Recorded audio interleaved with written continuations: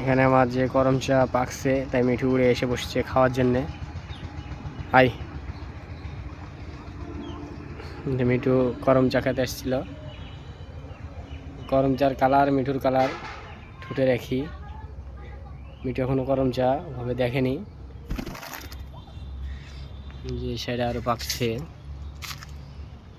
ওই সাইডে আরো আছে।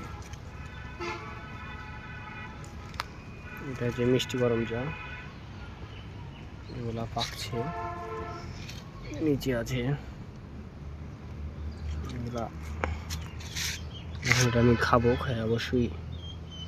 এটা অনেক মিষ্টি, যে আঠা দেখে বুঝতে পারছেন লাগে আছে। তো বলবেন এটা ফেক নাকি। এটার সাইজটা অনেক সুন্দর।